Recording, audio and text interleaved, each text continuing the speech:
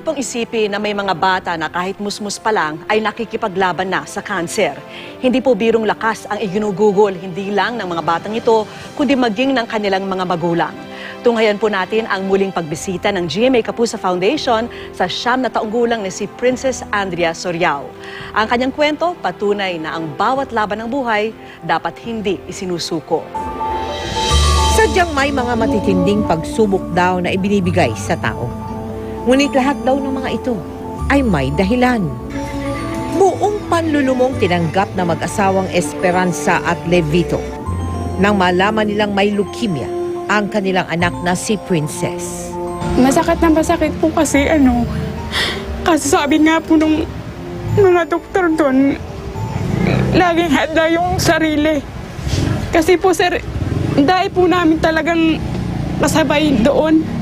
Mahigit ka po sir 10 na nandoon.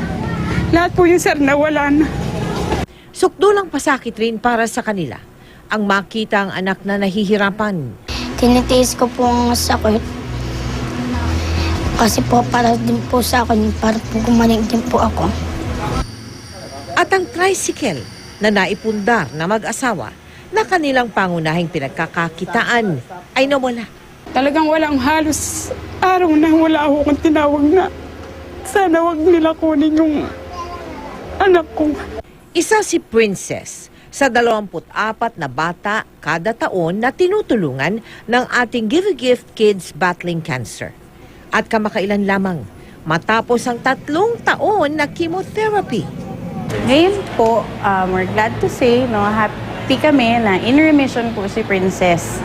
Ibig sabihin po noon, wala na po kaming nakikitang cancer cells doon sa marrow niya. Muling namutawi ang matatamis ng ngiti sa mga labi ni Princess. At sumibol ang kanyang mga panibagong pangarap. Pangarap po po maging teacher paglaki ko. Dahil po sa inyo, naduktungan pa pong mahabang buhay ko. Maraming salamat po. Tayo ay may dalang pag-asa. Maging ang GMA Kapuso Foundation ay labis na natuwa nang malaman ang magandang balitang ito.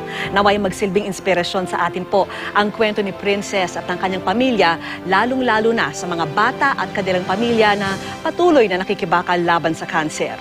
Meron po tayong pag-asa. Maraming salamat po sa Ever Gotesco Malls at Gotong Foundation Incorporated at para po sa mga nais maghandog ng tulong sa iba pang bata na nasa pangangalaga ng Cancer Kids Project ng GMA Kapuso Foundation, maaari po kayong magsadya o tumawag sa kanilang tanggapan o magdeposito sa kanilang bank account o anumang sangay ng Cebuana Luwilier o mag-log on po sa www.kapusofoundation.com.